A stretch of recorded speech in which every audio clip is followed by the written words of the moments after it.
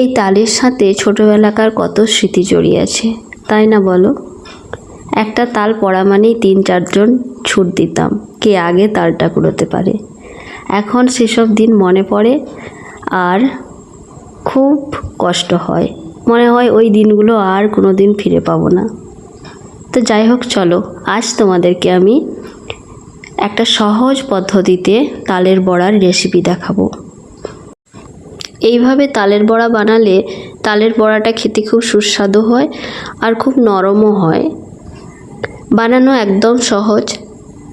তাল থেকে তালের কাতটা বের করে নিয়ে একটু উনুনে আমি গরম করে নিয়েছি।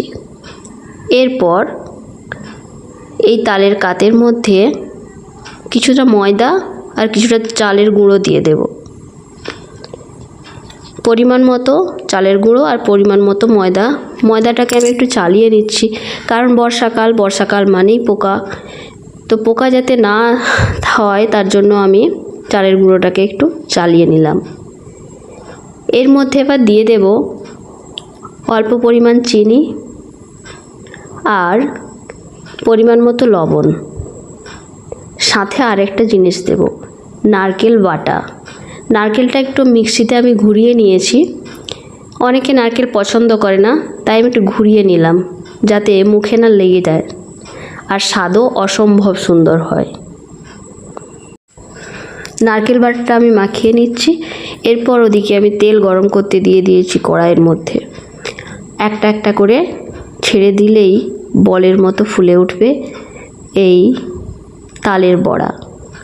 তো তোমরা কে কীভাবে বানাও তালের বড়া কমেন্ট সেকশনে অবশ্যই জানিও।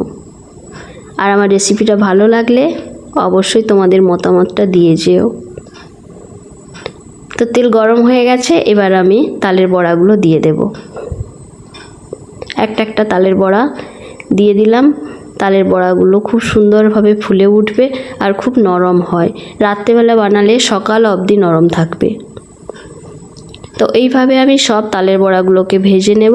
ভেজে নিলেই রেডি হয়ে যাবে আমার সফট মুচমুচে তালের বড়া। আমি শ্রাবন্তী, ঝাড়গ্রাম থেকে। কার কার ছোটোবেলার কথা মনে পড়লো? আর কে কে এমনি দৌড় দিতে তাল গুঁড়োতে? অবশ্যই জানিও কিন্তু। আর আমার রেসিপি ভালো লাগলে বাড়িতে অবশ্যই বানিয়ে গরম গরম খেয়ে জানিও কেমন হয়েছে আমার রেসিপি।